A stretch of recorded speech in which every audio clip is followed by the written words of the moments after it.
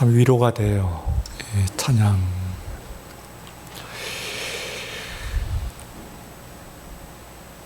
복음서를 연구하는 연구가들에게 있어서는 우리가 가지고 있는 사복음서의 병행구를 비교하는 것이 아주 중요한 작업, 기본적인 작업 중에 하나입니다. 우리는 4개의 복음서를 가지고 있고 그 복음서마다 각각 독특하고 그리고 그 복음서에 고유한 내용들도 있습니다만 또한 4개의 복음서 혹은 그 중에 몇 군데의 복음서에서 같은 사건, 같은 말씀이 언급되고 있는 것을 볼 수가 있습니다. 그런 것을 패러렐, 병행문구라고 그렇게 이야기를 합니다. 오늘 우리가 읽은 이 본문 말씀은 누가복음에서 병행문구를 찾아볼 수가 있습니다. 누가복음 18장에 있는 말씀인데 거기에 나와 있는 그 사건과 마찬가지로 우리 예수님께서 지금 마지막으로 십자가를 지시기 위하여서 예루살렘에 들어가시기 전에 마지막으로 방문한 도시가 여리고라고 하는 도시였습니다. 그리고 그 도시에서 맹인을 고쳐주신 사건이 누가복음에도 18장에 기록이 되어 있고 그리고 오늘 이 마태복음에도 20장 본문에 기록이 되어 있습니다. 근데 이 병행문구를 비교하는 것에 있어서 특별히 중요한 오늘 사건과 관련돼 갖고 중요한 내용이 있어요. 전체적인 흐름은 같습니다. 내용이 같은데 눈에 띄는 아주 중요한, 만약에 비교하지 않았다고 한다면 찾지 못했을 아주 중요한 그런 단어가 있습니다. 그것이 둘이라고 하는 단어입니다. 둘. 누가복음에서는 한 사람의 맹인을 고치신 것으로 나와 있습니다. 아마도 2사람이 맞을 겁니다. 그러나 그 후에 초대교회가 결성이 되었을 때 교회의 중요한 인물로 한 사람은 남았고 한 사람은 아마도 잊혀진 사람이 되었을 것이라고 생각할 수가 있습니다. 그러나 마태는 그때의 그 사람 가운데서 맹인이 한 사람이 아니고 2사람이었다 하는 것을 이야기를 하고 있습니다. 오늘 본문 말씀 가운데 2사람의 맹인이라고 하는 얘기도 나올 뿐만 아니라 계속해서 그들 곧 복수로서 그것을 이야기를 하고 있습니다. 내가 너에게 무엇을 하기를 원하느냐 하고 말합니다. 오늘 누가복음에서 있습니다만 그러나 이 본문에서는 내가 너희들에게 무엇을 해주기를 원하느냐 하고 나옵니다. What do you want me to do for you? 하는 말이 영어 성경에서는 you라고 하는 것이 단수와 복수가 구분이 그 단어 자체로서는 구분이 안 되니까 우리가 알 수가 없습니다만 헬라에서는 아주 엄격하게 구분이 되는 단어입니다. 내가 아니라 너희들에게 당신들에게 내가 무엇을 해주기를 원하느냐 하고 분명하게 말씀을 해주고 있습니다. 그리고 또한 오늘 본문 말씀에서 여러분들이 눈여겨보실 것은 각 절마다 복수형으로 그것을 계속해서 그들이라고 하는 것을, 그들의 병을 낫게 하셨다, 그들이 외쳤다 하는 그들이라고 하는 복수를 이야기를 하고 있습니다. 그런데 거기에 비해 가지고 이제 그들을 둘러싼 상대가 있습니다. 그것을 오늘 저는 본문 말씀으로 삼고 2대 무리 그렇게 했습니다. 대하고 되어 있는 이 말은 영어로는 하니 versus라고 합니다. 라틴어 원이죠. 그래서 그 말은 주로 versus라고 하는 말은 법정의 용어로서 원고 대 피고 혹은 몇 대 몇의 판결 이로서 이야기를 하고 있고 그리고 그 외에 스포츠 게임에서 주로 많이 쓰이는 것을 볼 수가 있습니다. 대하는 말입니다. 그래서 분명한 상대, 그냥 막연한 상대가 아니고 분명한 그런 그 상대라고 이야기할 수가 있습니다. 그래서 오늘 여기에 있는 말씀 제목으로는 2대 무리라고 했습니다. 불특정자 수가 있습니다. 오늘 본문 시작할 때는 큰 무리라고 되어 있으니까 아마 수천 명인지 수만 명인지 모르겠습니다만 명절을 당해서 특별히 그때는 예수님께서 마지막 십자가를 지러 가시며, 또한 무리들은 예수님께서 마침내 예루살렘에 들어가서 정권을 교체하시고 그리고 세상을 바꾸실 것이라고 하는 것을 제자들과 함께 기대를 했기 때문에 더 많은 무리들이 이동하고 있는 중이었습니다. 그래서 상당히 많은 사람들이 무리를 지어가지고 예수님을 에워싸고 있는 가운데서 그 무리에 에워싸고 있는 것 바깥에서 두 사람의 맹인이 소리를 쳤다. 그렇게 됩니다. 두 사람. 넘어갈 수 있는 한 사람이나 두 사람이나 뭐 한 사람도 있으나 마나 할 것 같은데요. 그러나 마태는 이 두 사람이라고 하는 사실에 대해서 굉장히 중요한 그런 의미를 부여하고 있습니다. 말하자면 자기 자신을 발견하고 그리고 자신이 하고 싶은 이야기를 이것을 통해서 하고 있다. 그렇게 생각할 수가 있습니다. 예수님의 12제자에서 들여다보면은 예수님의 12제자가 구성을 보게 되면은 그게 안에서 상당히 이제 예수님의 제자 가운데서 최소한 형제가 둘 있습니다. 두 형제들. 그러니까 베드로와 안드레, 야고보와 요한, 그리고 또한 다른 두 사람들도 형제일 것이다. 그렇게 추정을 하고 있습니다. 그러면 예수님의 12제자 가운데서 두 사람은 절반은 형제들입니다. 당연히 다른 제자들에 비해서 그 두 사람 친밀감, 그리고 또한 그 안에 있는 그 서로 이제 그만큼 협력이 잘 될 것이다. 그렇게 생각할 수가 있습니다. 예수님의 제자 가운데서 최소 혹은 최대 7명까지 갈릴리에서 물고기를 잡던 어부들 출신입니다. 비록 이제는 다 같이 예수님의 제자입니다만, 그러나 그 일의 전직이 바로 예수님 그 갈릴리에서 어부였기 때문에 그만큼 이해를 공유하고 정서도 함께 하는 사람들이었다. 그렇게 생각할 수가 있습니다. 무엇보다도 예수님의 제자들 가운데서 12명의 제자 가운데서 11명은 갈릴리 지방 출신이었습니다. 그래서 이제 갈릴리 출신인데 한 사람만 이제 다른 지방 출신입니다. 그 당시에 이스라엘 세계는 3등분을 1등 국민이 유다 국민, 그리고 2등이 갈릴리 주민들, 그리고 3등이 사마리아 국민들입니다. 그래서요, 사마리아 백성들이에요. 그래서 사마리아는 거의 이방인과 같이 취급을 했을 뿐만 아니라 갈릴리도 경원시했습니다. 그러나 예수님의 제자들은 달랐습니다. 예수님의 제자 가운데서 압도적으로 11명이 다 갈릴리 사람이었을 뿐만 아니라 무엇보다도 예수님이 갈릴리 출신입니다. 그렇게 치게 되면 예수님을 포함해서 13명 가운데서 예수님과 함께 나머지의 11명, 12명이 갈릴리 출신입니다. 그렇기 때문에 최소한 세상은 어떻다 하더라도 그만큼 더 이 안에 있어서 그 출신들로 있어서 제자들이 결속 관계를 가지고 있었을 것이다. 그렇게 생각할 수가 있습니다. 그래서요, 이 제자들 가운데서 말하자면은 그 소외되어 있는 사람, 외톨이가 두 사람이 있었습니다.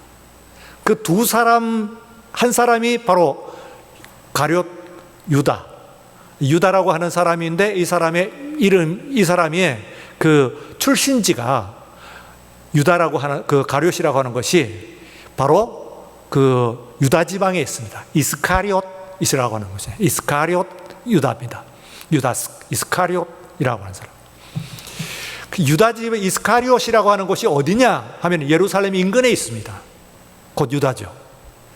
그렇기 때문에 아무래도 지역적으로 그 당시에 그 정서상 그 안에서 소외감을 느꼈을 수가 있다. 그렇게 생각할 수가 있습니다. 또 한 사람이 바로 마태입니다. 이 마태는 지역적으로는 갈릴리 사람이긴 합니다만, 그러나 문제는 그의 전직입니다. 그는 곧 민족의 반역자, 로마의 앞잡이, 세리 출신입니다. 그는 12명 가운데서 가장 마지막에 부르심을 받았을 뿐만 아니라 또한 그 12명에 입회할 때도 세상에 있는 사람들도 조롱을 하고 빈정거렸습니다만, 그러나 먼저 온 11명의 제자들도 모두 하나같이 불만을 표시했습니다. 왜 하필 그 사람이 우리의 일원이 되어야 됩니까? 동료가 되어야 됩니까? 하는 불만을 표시했다고 하는 것이 성경 복음서에 분명히 나와 있습니다. 뿐만 아니라 우리가 이 마태라고 하는 사람의 그를 추적을 하게 되면요, 복음서 전체에서 예수님께서 사역하시는 내내 등장하는 때가 없습니다. 어떤 사람들은 2명씩 3명씩 이렇게 함께 나오는 때가 있습니다. 그런데 그런 때도 마태가 언급되는 때는 없습니다. 침묵의 제자라고 볼 수가 있죠. 그가 소외감을 느끼고 소외 상태에 있었다고 하는 것을 말하자면 우리가 확인할 수 있는 그런 내용입니다.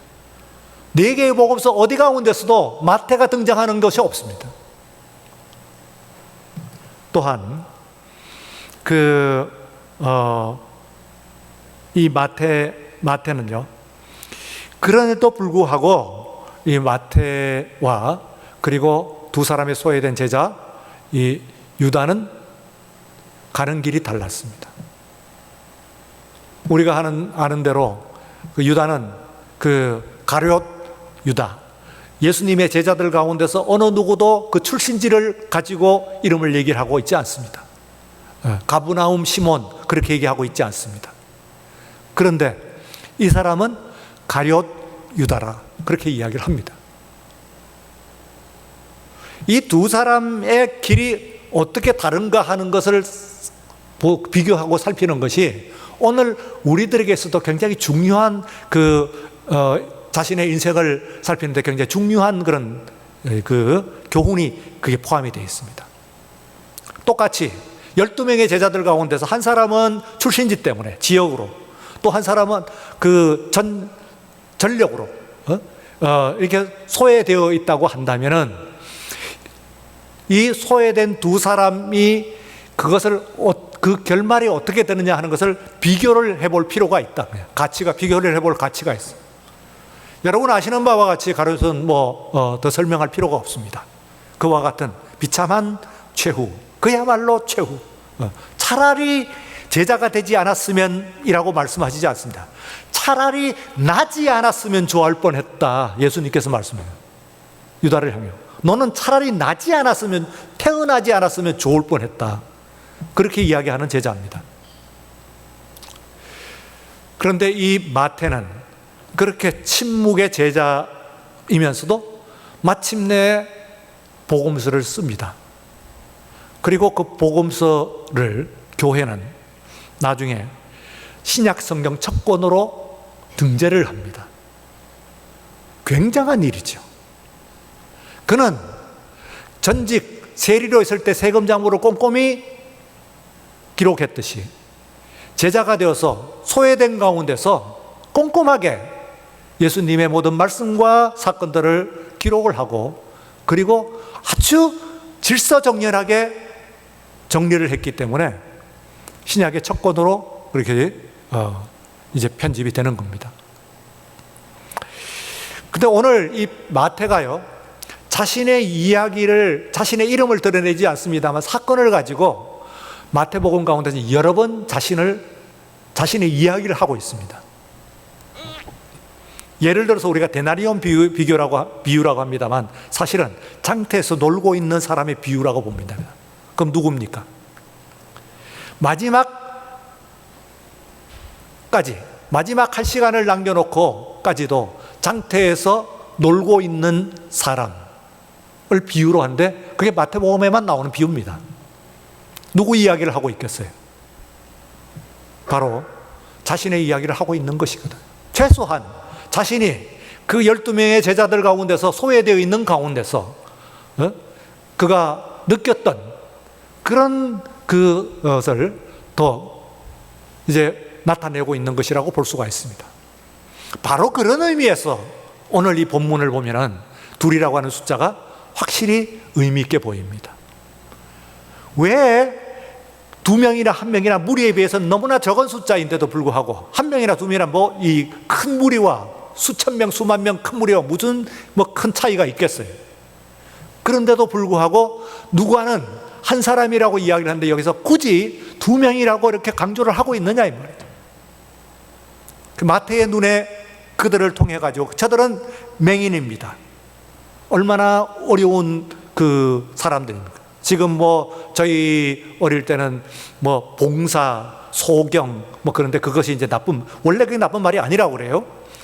그러다가 또 뭐 장님이라고 그러다가 그 다음에는 이제 맹인. 사실은요 우리가 오늘 본문에서는 맹인이라고 나와 있습니다. 맹인도 쓰지 못하게 돼 있습니다. 장애인, 또 장애인도 못 쓰게 돼 있어요. 장애우, 시각 장애우, 혹은 아주 이상한 번역이 있습니다. 보지 못하는 사람들, 이런 얘기입니다. 사실은 맹인도 보지 못하는 사람이긴 틀리긴 합니다만, 그러나 굉장히 그 포괄적인 구체성을 상실한 그런 거라고 얘기할 수가 있어요. 일시적으로 못 보는 사람도 보지 못하는 사람일 수 있거든요. 맹인은 그거 얘기하는 것이 아니거든. 아주 보지 못하는, 볼 수 있는 가능성이 완전히 차단된 사람입니다. 어쨌든 그렇게 이름을 자꾸 바꿔갈 만큼 이것은 사람들이 정말로 피하고 싶은 그런 상태죠. 너무나 불쌍한 그런 상태라고 볼 수가 있습니다. 그런데 마태는 그렇게 봅니다. 그 사람들이 두 사람이었다는 거예요. 그래도 그나마 그 와중에 그 사람들의 출신지도 나타나 있지 않고 나이도 나타나 있지 않습니다. 성별은 나타납니다. 왜냐하면 말씀드린 바와 같이 서양어니까 또한 역시 성수격이 분명하죠. 그러니까 남성이냐 여성이냐가 분명합니다.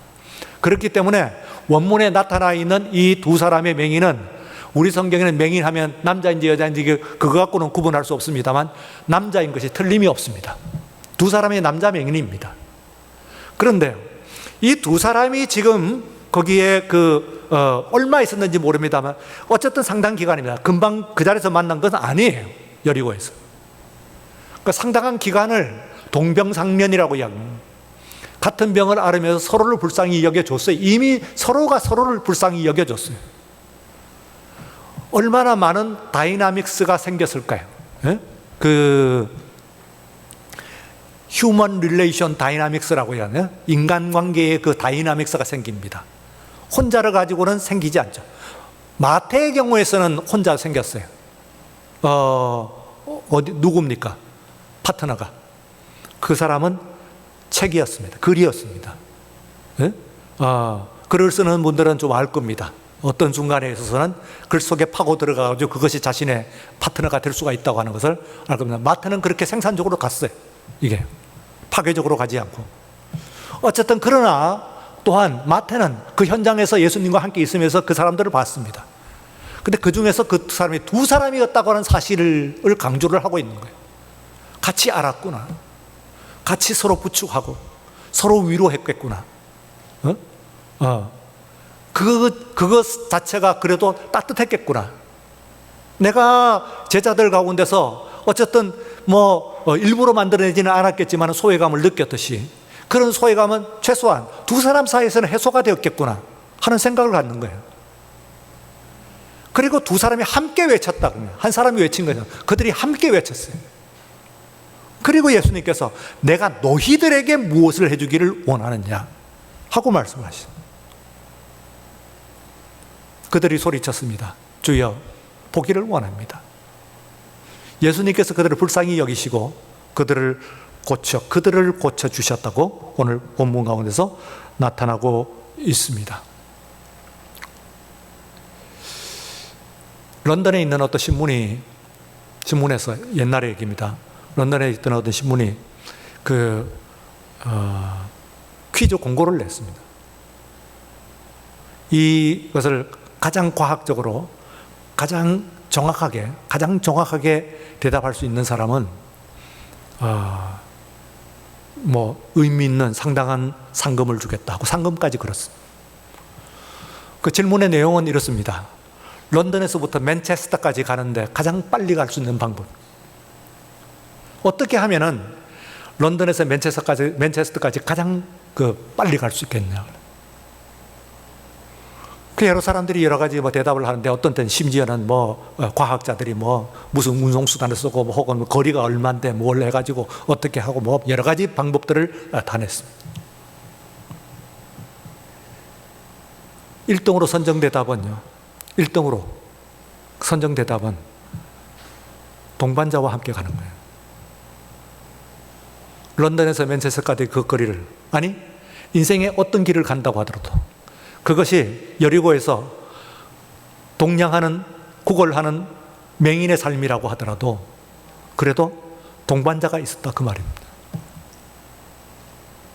그래서 그들은 그 길을 그래도 견딜 수가 있었던 거예요. 함께 소리. 여러분, 이때 이 무리라고 하는 것은 예수님을 적대하는 무리가 아닙니다, 사실은. 다른 데의 무리하고는 달라요. 예수님을 옹위하는 무리입니다. 예수님과 함께 뭔가 일을 도모하려고 하는 그런 사람들이, 추종자들이에요. 그런데 그 사람들이 무리가 말하자면 상대가 되는 겁니다. 여기는 두 사람이죠. 그래서 여기서요, 숫자의 다이나믹에서 굉장히 중요한 사실을 우리가 발견할 수 있습니다. 우리가 수만 명 혹은 수백만 명, 수천만 명이라고 하더라도 그것도 복수라고 얘기를 하고요. 단수와 복수를 나눌 때 단수와 복수로 나누죠. 단수와 복수로 나눕니다만 하나는 단수입니다. 근데 2도 복수예요. 100만 명도 복수이고 둘도 복수입니다. 복수가 되면은 그 안에서 소위 우리가 말하는 그 그룹 다이나믹스, 단체의 역동성이 일어납니다. 인간관계의 역동성이 일어나는 거예요. 그 사회에서. 그렇죠. 우리가 어떤 사람이라도 만나면은 그 사회에서 어떤 방식이든 역동성이 일어나게 되어 있어요. 좋은 쪽이든 나쁜 쪽이든 역동성이 일어나요. 좋은 쪽으로는 진정한 그런 동반자라고 볼 수가 있습니다. 오늘 이 지구상에 있어서 대한민국 사회가 가장 외로운 사회라고 하는 것은 과학적으로 통계적으로 나와 있습니다. 여러분들이 이 통계는 이미 다 확인하고 계시죠. 매스컴을 통해서 아마 많이 들었을 겁니다. 이 세상에 있는 모든 나라와 모든 민족 가운데서 오늘날 이 시대를 살아가는 지구상에 있는 모든 나라 중에서 대한민국에 사는 사람들이 가장 외로운 사람들입니다. 가장 외롭다고 이야기를 하고 고독사, 가장 외롭게 죽어가는 사람이 가장 많은 나라가 대한민국입니다. 오늘 우리 시대의 가장 큰 질병이 고독입니다. 동반자가 없는 것이죠. 어쩌면은 우리 시대에 지금 그 반려동물이라고 할 때 반려견, 반려묘 이런 얘기를 하는데, 반려라고 하는 말을 짐승에게 그렇게 부여할 수 있는 것은 사람과 사람 사이에서 외롭다는 것이에요. 얼마만큼 우리가 외로워하고 있는가 하는 것을 보여주는 것이라고 볼 수가 있어요. 마태는 틀림없이 외로웠다고 저는 생각합니다. 저는 복음서 제자들 가운데서, 복음서 가운데서 특별히 마태라고 하는 인물에 상당한 관심을 갖고 있는데요. 그래서 좀 느끼는 바가 있습니다. 가슴으로. 이 사람이 어땠을까 할 때 12명 사이에 들어있으면서 또 그는 외로웠을 것이다. 외로웠나 보다. 그리고 군데군데 그 자신의 이야기를, 마태라고 하는 이름을 드러내지 않고 사건으로서, 비유로서 이야기를 하고 있습니다. 나 이렇게 외로웠습니다. 그러나 그는 또한 이 마지막 여리고를 통과를 하면서 이 두 사람의 맹인을 통해 가지고, 두 사람을 가지고 우리는 커플이라고 그러잖아요. 이 커플을 가지고 통해 가지고 그는 퍽 위로를 받았을 거라고 생각이 돼요. 예수님은 그들을 고쳐주셨습니다만, 예수님을 통해서 고쳐주시는 예수님께서 누구를 고쳐주셨냐면 맹인을 고쳐주셨다고 보지 않았어요. 마태는 오늘 본문에서 이야기하는 것은 맹인을 고쳐주신 것이 아니에요. 물론 맹인을 고쳐주셨죠. 그러나 예수님께서 보시는 것은 두 사람을 고쳐주신 거예요. 커플을 고쳐주신 거예요. 그것이 그에게 다가온 메시지입니다. 두 사람을 고쳐주셨구나. 아니, 이 두 사람이 눈은 떴지만 이미 고쳐진 어떤 부분이 있었구나 말이에요. 그들이 그래도 그것을 가지고 같이 소리치고 같이 외치고 같이 낳고 이렇게 했어요. 그래서 그것이 그에게 상당한 그런 위로가 되지 않았을까, 그런 생각을 해보는 겁니다. 제가 그 선교 관계 때문에 간 거죠. 어쨌든 그래가지고 중국의 북경의 천안문 유명하죠. 가보신 분도 있고 혹은 뭐 사진으로는 다 보셨을 거니까 한 3차 갔습니다. 그 천안문이라고 하는 것이 저게 자금성이라고 하는, 저 천안문은 광화문과 같은 거예요. 우리하고는 규모는 어마어마하죠. 우리 그 자금성이라고 하는 명청대의 28황 28명의 황제가 저곳에서 다스린 그 곳입니다. 곳이. 그런데 그런 만큼 어마어마해요. 천안문 자체가 하나의 궁전 같아요. 안에서 뭐 들어가면 뭐 주민실이 있고 뭐 이 옆에 또 뭐 여러 가지 그 별실들이 딸려 있고 엄청나요. 그거 통과하고 나면은 큰 정원이 있어요. 그 한참 걸어가면 또 문이 또 나와요. 문을 또 만들어놔, 궁전에서. 끝인가 하면 다음에 또 그 궁전에서 또 문을 만들어, 웅장하게 만들어. 그때마다 왕좌가 금으로 해갖고 만들어져 있어요. 무슨 사람이 앉는 의자를 저렇게 만들어, 저게 불편하지 않을까 생각을 해요. 황제들이 그렇게 뭐 큰 몸집이 아닐 텐데, 거인족이 아닐 텐데 말이야. 저렇게 큰 의자를 만들어가지고 기대기도 어려울 것 같고, 저렇게 그 의자가 저게 편하겠냐, 그런 생각이 들 정도로 어마어마하게 만들어요. 말하자면 위세죠. 황제의 그 권세와 영광을 말하자면 드러내는 것이라고 볼 수가 있습니다. 그렇게 몇 차례 문을 들어가면, 그게 이제 그 건물 수만 자금성이 880개가 넘는다고 그러고요. 방의 개수가 9,999개라고 그래요. 방이 1만 개에 달하는 그런 방을 가지고 있습니다. 어마어마하죠. 그런데 갈수록 화려해지고 보좌도 커지고 이렇게 하는데, 마지막에 가면은요, 물론 큽니다만, 그러나 앞에 있었던 다른 건물들에 비해서 아주 조그마한 건물 하나가 있습니다. 들여다보니까 그 건물에는 별로 뭐 또 그 앞에 있는 뭐 화려한 뭐 집기들, 뭐 보좌들 이런 것들 없어요. 그냥 조그만 소파 같은 거 있고, 침대도 뭐 사람 누울 만큼 있고, 탁자 있고, 물주전자, 제가 보니까 물주전자하고 물그릇 이게 몇 개 놓이, 그런 정도예요. 물론 우리들이 쓰는 거실보다는 좀 크긴 합니다만, 그러나 앞에 있는 그런 큰 건물들과 시설의 규모에 비해서 보면은 너무나 작은 그런 그 평범한, 그리고 안에 있는 내용이 번쩍번쩍거리지도 않고. 근데 그게 가장 중요한 방이에요. 황제와 그리고 황비가 두 사람만 들어갈 수 있는, 어느 누구도 들어갈 수 없는 방이에요. 마지막 내실이에요. 그게. 저는 그 방 앞에서 한참 들여다봤습니다. 사실 감동을 받은 것이 뭐냐면은 사람을 발견한 거죠. 앞에서 오는 동안에 있어서 그 어마어마한 시설들을, 문들을 통과하면서 이렇게 임금이, 이 황제가 누군가 도대체 뭐 정신 사나워요. 근데 마지막에 보면서 조금 마음이 가라앉으면서 결국은 사람이구나. 결국은 두 사람이 만나갖고 그냥 물 마시고 잠자고 앉아서 쉬고 책 보고 하는 그런 곳이, 그 정도 거리예요. 너무 크면 안 되거든요. 편안하지 않지. 사람의 발견입니다. 여러분, 이 세상에서 뭐 대단한 사람들이 굉장히 많이 있습니다. 굉장한 사람들 많이 있는 것처럼 보여요. 그러나 그렇지 않습니다. 마지막에 들어가면요, 두 사람입니다. 1대1로 만납니다.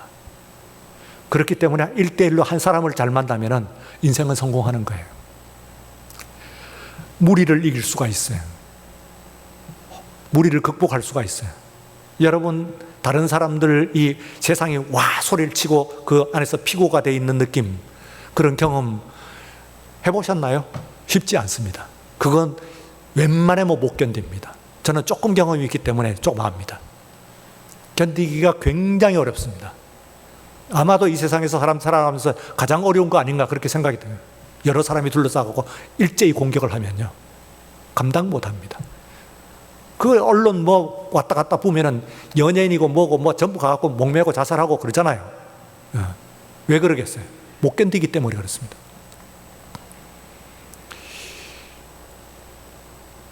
그런데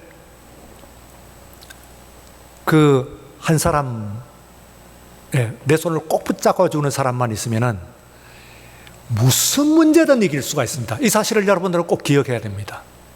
아마도 지금 아니면 여러분들의 일생의 어느 때인가는 제가 드리는 이 말씀이 여러분에게 도움이 될지 모르겠습니다.